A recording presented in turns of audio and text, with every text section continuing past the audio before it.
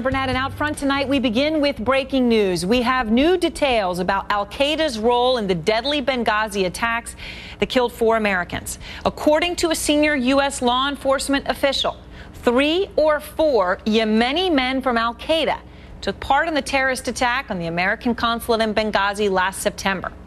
Now, U.S. officials knew it was a terrorist attack within 24 hours and that the terrorists were linked to al-Qaeda.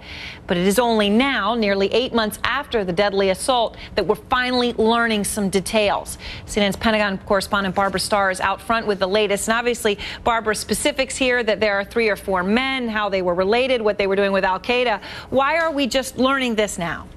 Well, to be very blunt, Aaron, it's because CNN keeps asking the questions. Our national security team, our executive editor, Tim Lister, keeping on this week after week, month after month. And what we now know is that law enforcement indeed has identified what they believe are 3 or 4 men that may have been involved in this.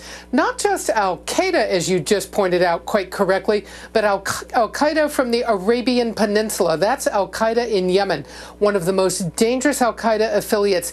Nobody can tell us yet whether these men were already in Libya for some period of time when the Benghazi attack unfolded, or whether they were sent in particularly to conduct this attack. But it's an indicator. Al-Qaeda under pressure, Al-Qaeda looking for targets, but Al-Qaeda still able to move men around great distances, has planning and communications capability.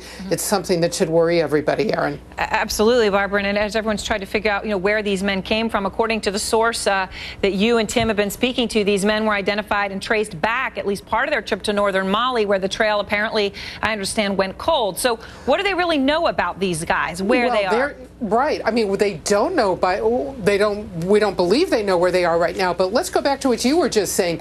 Mali, of course, where you traveled just a few months ago, one of the first to look at the al-Qaeda threat in North Africa.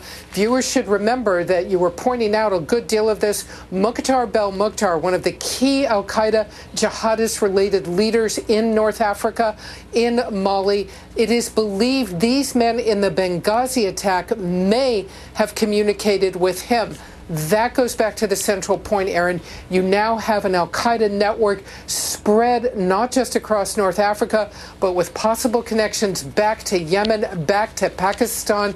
Really, this network still up and running and very much a matter of concern as they still try to make some arrests and solve the Benghazi attack. Aaron? So crucial. Well, Barbara, thank you very much. Barbara Starr reporting there on that significant development on the Benghazi attacks.